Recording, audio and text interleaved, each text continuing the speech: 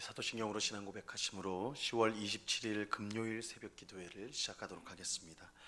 전능하사 천지를 만드신 하나님 아버지를 내가 믿사오며 그 외아들 우리 주 예수 그리스도를 믿사오니 이는 성령으로 잉태하사 동정녀 마리아에게 나시고 본디오 빌라도에게 고난을 받으사 십자가에 못 박혀 죽으시고 장사한 지 사흘 만에 죽은 자 가운데서 다시 살아나시며 하늘에 오르사 전능하신 하나님 우편에 앉아 계시다가 저리로서 산 자와 죽은 자를 심판하러 오시리라.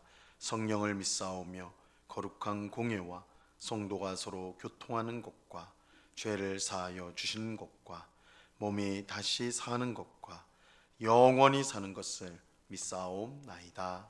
아멘. 우리 찬송가 325장 예수가 함께 계시니 우리 같이 찬송하도록 하겠습니다.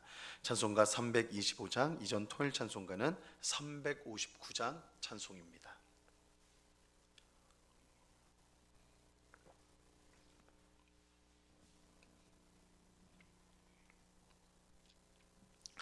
325장을 같이 찬송하도록 하겠습니다.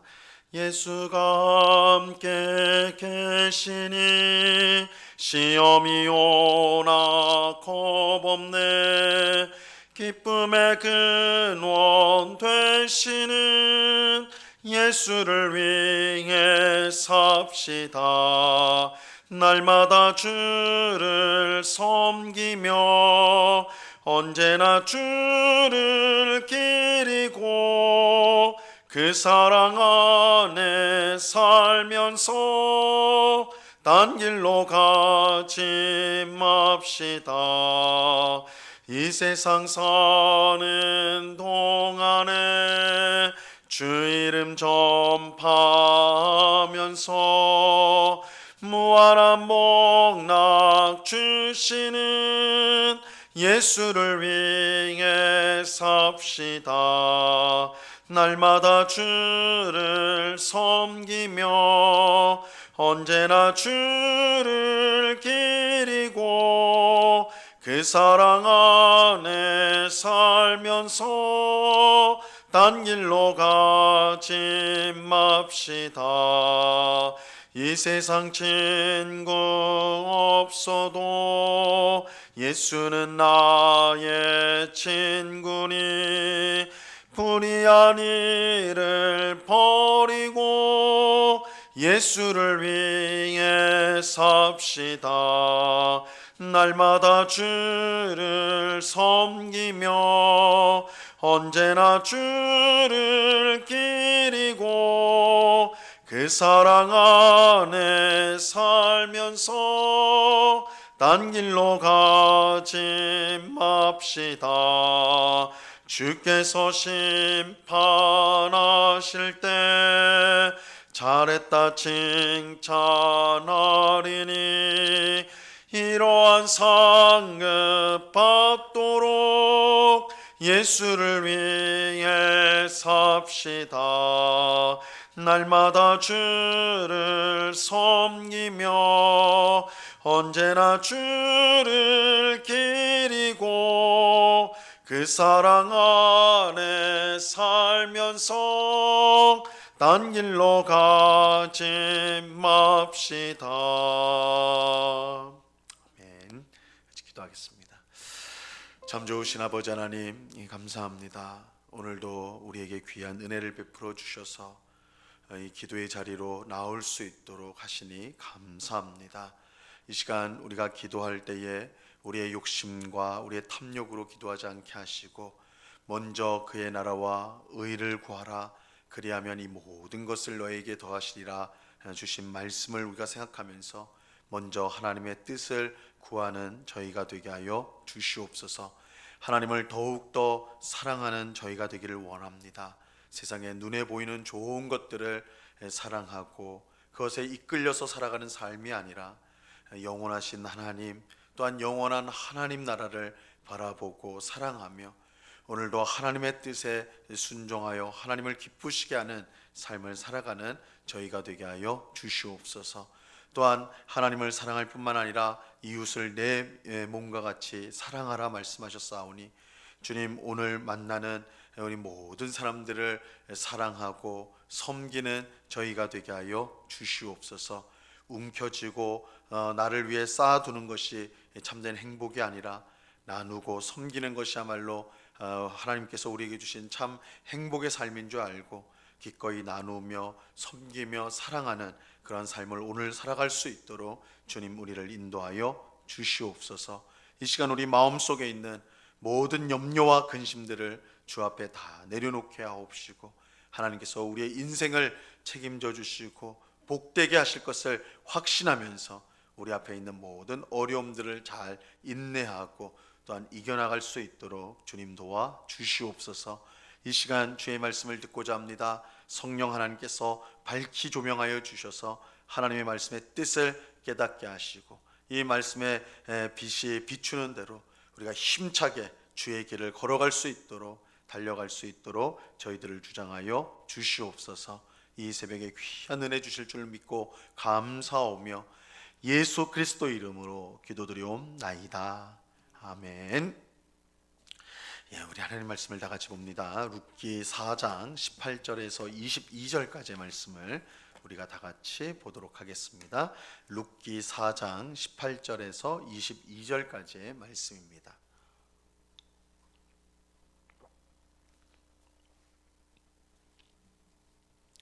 룻기 4장 18절에서 22절까지의 말씀을 우리가 한 목소리로 하나님의 말씀을 같이 읽도록 하겠습니다. 같이 읽습니다. 시작.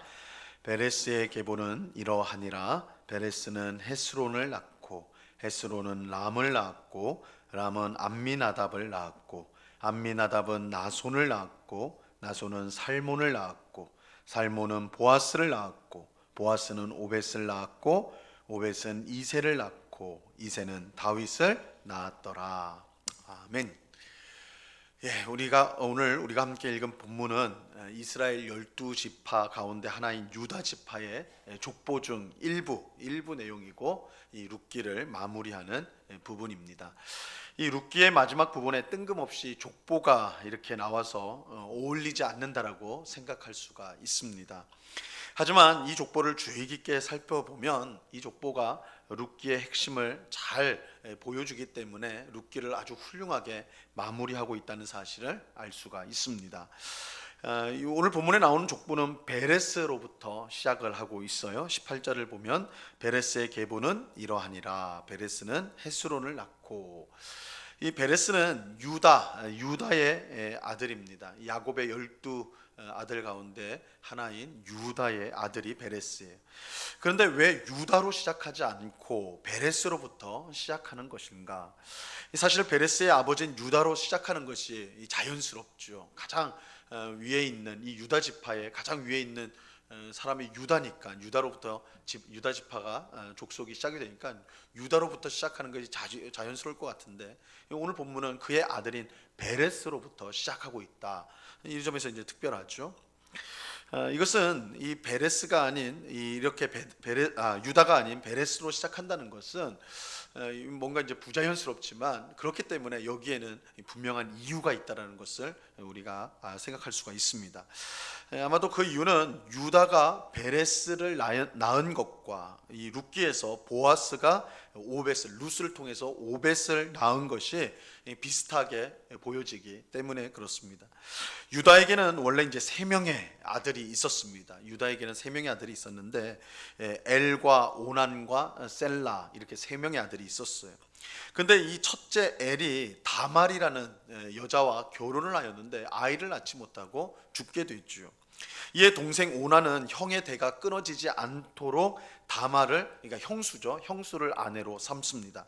이처럼 죽은 형제의 대를 잇기 위해서 형제의 아내와 결혼하는 것을 수혼법이라고 합니다. 현대에서는 우리에게는 참 이상하게 보여지는데 고대 이스라엘에서는 이 형제의 대를 잇기 위해서, 끊어진 대를 잇기 위해서 이렇게 형제의 아내를 취하는 이런 수혼법이 있었어요. 이 율법에서도 이 수혼법을 말하고 있습니다. 하지만 이 오난은, 둘째 아들인 오난은 자기의 아들이, 이제 오난이 형수와 결혼해서 아들을 만약에 낳게 되면 그 아들은 자기 아들이 아니라 형의 아들, 형의 대를 잇는 아들이 되는 것이죠. 죽은 형의 아들이 되는 것이죠. 그래서 그것이 싫어서 다말과의 성관계를 제대로 하지 않았어요. 하나님은 이런 오난을 악하게 보시고 그를 죽이십니다. 유다에게는 이제 한 명의 아들만 남게 된 것이죠. 첫째와 둘째가 죽었어요. 유다는 한 명 남은 셀라마저 죽을 것을 염려하여서 며느리 다말에게 주기를 주저하였습니다. 이때 며느리 다말은 유다의 이런 속셈을 알고 몸을 파는 여자로 분장을 하여서 유다에게 접근하고 그를 속여서 그와 성관계를 맺게 되지요. 그래서 임신하게 되는데 쌍둥이를 낳게 됩니다. 그 쌍둥이 중 하나의 이름이 베레스예요. 오늘 본문에 나오는 베레스가 이러한 연유로 태어난 것입니다. 이처럼 베레스는 이 수원법의 배경 안에서 태어나게 되었습니다.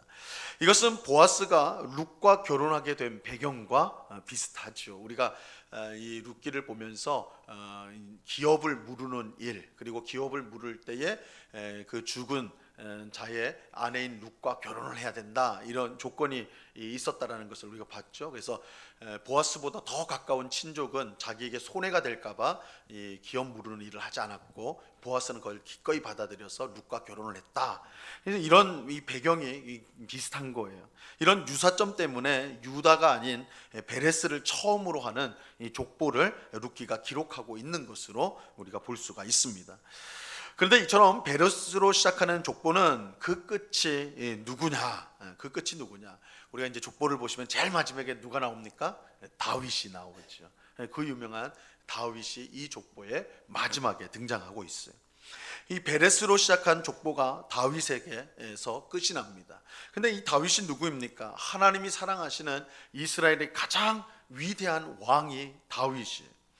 비록 사울이 이스라엘의 첫째 왕이기는 했지만 이제 이스라엘의 초대 왕은 사울이었어요. 하지만 하나님 관점에서 보면 하나님의 뜻을 온전히 이룬 이 다윗이 첫째가는 왕이라 하나님 눈에는 이 다윗이 그야말로 가장 하나님이 원하시는 왕이었다, 첫째 왕이었다 할 수가 있죠. 이런 다윗의 위대함은 하나님께서 그와 언약을 맺었다는 사실에서 분명히 드러나요. 이 사무엘하 7장에 보면 하나님께서 다윗과 언약을 맺는 내용이 나옵니다. 하나님은 다윗에게 내 왕위를 영원하도록 하겠다, 영원히 견고하게 하겠다라고 언약을 하십니다. 약속을 맺으세요. 사실 이 세상에 영원한 나라는 존재하지 않습니다. 아무리 위대한 제국도요, 아무리 위대한 나라도 꽃이 떨어지듯이 역사의 뒤안길로 다 사라졌어요. 어떤 나라도 영원한 나라는 없었습니다. 그런데 하나님은 다윗에게 영원한 나라를 약속하셨습니다. 내 왕위가 영원할 것이다, 이렇게 약속하셨거든요. 근데 여기서 말하는 다윗의 왕위는 우리가 생각하는 이스라엘은 아니에요. 왜냐하면 이스라엘은 아수르와 바벨론에 의해서 망했기 때문이죠. 그러니까 하나님은 영원한 나라를 준다고 그랬으니까 이스라엘은 망했기 때문에 하나님이 다윗에게 약속한 영원한 나라는 이스라엘은 아니에요. 그렇다면 하나님께서 다윗에게 언약한 영원한 나라는 어떤 나라인가? 그것은 다윗의 후손으로 오실 메시아를 통해서 세워질 하나님의 나라를 가리키는 것입니다. 하나님 나라예요. 이 세상의 모든 나라는 사라지게 되지만 하나님의 나라는 영원합니다. 하나님은 다윗에게 그의 후손 가운데 메시아가 있을 것이고 그를 통해서 영원한 하나님 나라가 세워질 것을 언약하여 주신 것입니다. 이것은 하나님께서 다윗을 얼마나 귀하게 여기셨는가를 분명히 보여주는 것이죠.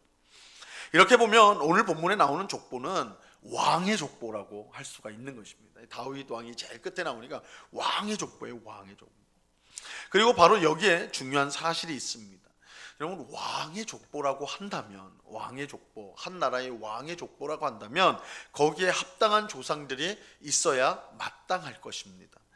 하지만 족보를 보면요, 오늘 본문에 나오는 족보를 보면 그렇지 않다라는 것을 알 수가 있습니다. 당장 족보에 처음 나오는 베레스는 그의 어머니가 시아버지를 속이고 성관계를 맺어 태어난 아들이었어요. 이 왕의 족보는 물론이고 일반인의 족보에도 기록하기에 부끄러운 수치스러운 이 사람이 있죠. 그런데도 다윗 왕의 족보에 기록이 되어 있는 것입니다. 또 20절에 나오는 나손의 아들 살몬도 마찬가지입니다. 이 살몬의 아내는 이스라엘 백성이 가나안 땅에 들어가 처음 정복한 여리고성에서 기생으로 일하던 여자 라합이었습니다. 이 오늘 본문의 족보와 똑같은 내용이 담긴 마태복음 1장의 족보를 보면요, 우리가 이런 사실을 알 수가 있어요.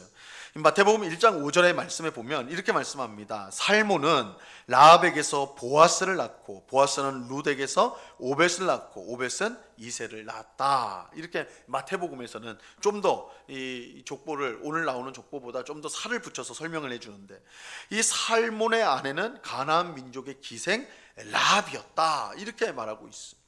이 또한 왕의 족보에는 어울리지가 않죠. 다윗이라는 위대한 왕의 조상 가운데 이 기생이 있는 거예요. 기생. 보아스와 룻도 사실 이 룻계의 주인공인 보아스와 룻도 크게 다르지 않습니다. 비록 룻은 하나님을 잘 섬긴 아주 경건한 여자였지만 그의 원래 신분은 이방신을 섬겼던 모압 여자였어요. 이방 여자였습니다. 이스라엘 왕의 족보에 들어오기에 부족한 사람이 아닐 수가 없는 것이죠. 이처럼 위대한 다윗 왕의 족보 안에 어울리지 않는 사람들이 들어가 있어요. 이것은 다윗 왕의 족보가 마태복음 1장에서 보는 것처럼 궁극적으로 하나님의 아들 예수님에게까지 이어진다는 점에서 문제가 더욱 심각하다고 할 수가 있습니다. 위대한 왕인 다윗에게도 어울리지 않는 사람이라면 하나님의 아들 예수님에게는 더욱 어울리지 않는 사람일 것입니다. 그러니까 오늘 룻기의 이 족보는 마태복음 1장에 보면 예수님의 족보 안에 포함이 되어 있어요. 예수님의 족보, 하나님의 아들이 나온 그 족보라면 거기에 합당한 경건하고 거룩하고 위대한 사람들이 기록되어 있어야지 마땅할 것인데, 오늘 본문에 보는 것처럼 베레스나 살몬이나 아니면 룻이나 이러한 인물들은 사실 메시아의 족보에 들어가기에 부적합한 그런 사람들이라는 것이죠. 하지만 그럼에도 불구하고 다윗과 예수님의 족보에 이런 사람들이 들어가 있다는 사실은 그냥 무엇을 뜻하는 것일까요? 그것은 하나님의 구원 역사가 위대하고 약점이 없는 그런 탁월한 사람들을 통해서 이루어지는 것이 아니라 오히려 기생과 이방 여인과 같은 자격 없는 사람들을 통해 이루어진다는 것을 보여주기 위함이라는 거예요. 다시 말하면 하나님의 구원 역사는 하나님의 은혜의 역사인 것입니다. 하나님의 은혜의 역사예요. 오늘 족보에서 보여주는 것은 하나님이 보아스와 룻과 같은 하나님의 은혜가 아니면 살아갈 수 없는 그런 사람들을 통해 하나님의 귀한 구원의 역사가 이루어지고 있다, 이것을 보여주기 위한 거예요. 특별히 룻기에는 다른 성경에서 보는 것처럼 위대한 영웅이 등장하지 않습니다. 룻기를 한번 보시면요, 여기는 영웅이 등장하지 않아요. 룻기 바로 앞에 있는 사사기에는 기드온과 삼손과 같은 위대한 영웅들이 등장하여서 하나님의 구원 역사를 이루어가요. 또 룻기 바로 다음에 있는 사무엘 상하를 보면 다윗과 같은 아주 위대한 영웅이 등장하여서 하나님 역사를 이끌어가죠. 하지만 룻기에는 그런 영웅을 찾아볼 수가 없어요. 이 보아스와 룻과 나오미는 우리가 일상생활에서 얼마든지 볼 수 있는 아주 평범한 사람들. 우리가 살다 보면 우리 이웃집에 보아스 같은 사람, 룻과 같은 여인 볼 수가 있단 말이에요. 평범해요. 사실은 아주 평범합니다. 룻기는 하나님의 은혜가 이런 평범한 사람들에게 임하여서 하나님의 위대한 구원 역사가 이루어져 간다는 것을 보여주는 것입니다. 이 보아스와 룻이 무슨 대단한 일을 하지 않았습니다. 그들은 일상의 삶에서 그저 하나님의 뜻대로 살려고 힘쓰고 노력했을 뿐입니다. 하나님은 바로 그런 신실한 성도를 통해 하나님의 구원 역사를 진척시켜 나가시는 거예요. 원어 성경으로 보면 룻기의 마지막 단어, 룻기의 제일 끝의 단어가 다윗입니다. 다윗이 제일 마지막 단어예요. 보아스와 룻과 같은 평범한 성도들의 이야기를 담은 이 룻기의 마지막이 이스라엘의 가장 위대한 왕 다윗이다라는 사실은 하나님께서 어떻게 일해 가시는가를 분명하게 보여주는 것입니다. 하나님은 평범한, 그러나 그 일상생활에서 하나님의 뜻에 순종하려고 하는 그 성도를 통해서 위대한 하나님의 구원 역사를 이루어 가신다는 것입니다. 하나님은 우리가 일상생활에서 하나님의 뜻대로 살려고 힘쓰는 것을 참으로 귀하게 여기세요. 참으로 귀하게 여기세요. 보아스처럼 당장은 손해를 볼지라도 하나님의 말씀에 순종하려고 하는 것을 하나님은 기뻐하세요. 우리가 일상생활에서 하나님의 뜻대로 사는 것은 기적을 일으키는 대단한 일과 비교할 때 그 중요성에서는 하등 다르지 않습니다. 차이가 있지 않아요. 하나님 나라는 몇몇 영웅들에 의해서 세워지는 것이 아니라 일상생활에서 하나님의 뜻대로 살려고 하는 이름 없는 성도들을 통해서 이루어져 가는 것입니다. 이게 룻기가 보여주는 위대한 진리예요. 위대한 진리. 그러니까 룻기는 정말 평범한 이야기예요. 여긴 기적이 없어요. 어떤 특별한 영웅적인 행위도 없습니다. 그저 일상생활을 살아가는데 일상생활에서 부딪히는 문제에서 어떻게 하든지 하나님의 뜻대로 살려고, 그것이 손해가 되고 그것이 희생이 되더라도 하나님 말씀으로 살려고 하는 그 소소한 평범한 성도들의 그 모습들, 그것을 통해 하나님은 위대한 구원의 역사를 이루어 가신다. 이 룻기가 이 사실을 우리에게 가르쳐주고 있는 것입니다. 오늘 기도하는 우리 모두가 일상생활에서 하나님의 뜻대로 살려고 힘쓰는 것이 얼마나 귀한 일인지 깨달을 수 있기를 간절히 바랍니다. 하나님은 영웅이 아닌 우리와 같은 이름 없는 성도들의 귀한 순종을 통해 하나님 나라를 이루어 가십니다. 이 사실을 기억하고 오늘도 우리가 있는 가정과 일터와 또한 교회에서 묵묵히 하나님의 뜻에 순종하여 하나님의 나라를 세워가는 우리 모두가 될 수 있기를 바랍니다. 그 은혜가 이 새벽에 기도하는 우리 모두에게 충만히 임하기를 우리 주님의 이름으로 간절히 축원합니다. 기도하겠습니다. 하나님 아버지, 감사합니다. 룻기를 마무리하는 내용이 족보입니다. 족보의 제일 마지막은 이스라엘의 가장 위대한 왕 다윗, 이 메시아의 그 가문의 다윗이 족보의 맨 마지막입니다. 이것을 통해서 하나님께서 우리에게 귀한 메시지를 줍니다. 룻기에는 보아스와 룻과 같은, 나오미와 같은 아주 평범한 사람들의 일상이 나오는데, 그들의 일상생활 속에서 어떻게 하든지 하나님의 뜻대로 살려고 힘쓰고 애쓰는 그 모습을 통해 하나님의 위대한 구원 역사가 이루어져 간다라는 것을 우리에게 알려주고 있습니다. 주님, 우리가 어떤 큰 일을 해서 하나님 나라를 세워가는 것이 아니라 우리의 평범한 삶 속에서 하나님의 뜻대로 살려고 힘쓰는 그 모습을 통해 하나님은 그것을 사용해서 위대한 하나님의 구원 역사를 이루어 가십니다. 우리가 이러한 사실을 알고 오늘 하루도 하나님의 뜻대로 살려고 힘쓰는 저희가 되게 하여 주시옵소서. 이름 없이 빛도 없이 살아가는 저희들, 그러나 묵묵히 주의 말씀에 순종할 때 하나님은 그런 우리들을 기억하시고 귀하게 여기시고 또한 크신 복을 내리워 주신다는 것을 오늘 말씀이 가르치오니 이 말씀을 잘 깨달아서 매일매일 삶 속에서 하나님의 뜻대로 살아가려고 힘쓰는 저희 모두가 될 수 있도록 주님 주장하여 주시옵소서. 룻기를 통해 평범한 우리들이야말로 하나님 나라를 이루어가는, 하나님께서 귀하게 쓰는 사람들이라는 것을 잊지 않게 하시고 날마다 주님의 나라를 위하여 순종의 삶을 살아가는 저희가 될 수 있도록 우리를 인도하여 주시옵소서. 이 시간에 주님 또한 간절히 기도하기는 특별히 해외에 나가 주의 복음을 전하는 선교사들을 위해서 기도합니다. 아버지 하나님, 참으로 외롭고 힘든 그런 상황에 있지만 주님의 복음을 땅끝까지 증거하라는 그 명령에 순종하여 해외로 나간 우리 선교사들을 오늘도 지켜주시고 그 모든 하는 사역 가운데 풍성한 은혜를 내리워 주시옵소서. 그래서 더 많은 사람들이 주의 복음을 듣고 주님 앞에 돌아오는 귀한 역사가 일어나게 하여 주시옵소서. 국내에도 농어촌 미자립교회들이 많이 있습니다. 몇 명의 마을 사람들에게 복음을 전하기 위해 그곳에 교회를 세우고 또한 복음을 전하는 귀한 주의 일꾼들을 기억하여 주셔서 그들이 지치지 않고 끝까지 충성할 수 있도록 주님께서 주장하여 주시옵소서. 우리 교회가 이런 선교사들과 또한 농어촌 미자립교회들을 위해서 늘 기도하며 또한 후원하며 함께 동역하여서 우리 주님이 기뻐하시는 선교와 전도에 힘쓰는 복된 교회로 주님 삼아 주시옵소서. 이 시간 여러 가지 간구의 제목들로 기도하는 주의 백성들 한 사람 한 사람 붙들어 주시고, 이 시간 의심하지 않고 믿음으로 간구하여 주로부터 응답을 받는 이 복된 새벽이 될 수 있도록 주님 역사하여 주시옵소서.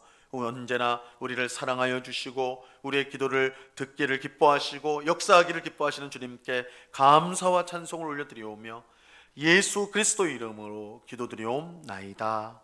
아멘. 하늘에 계신 우리 아버지여, 이름이 거룩히 여김을 받으시오며 나라에 임하옵시며 뜻이 하늘에서 이룬 것 같이 땅에서도 이루어지이다.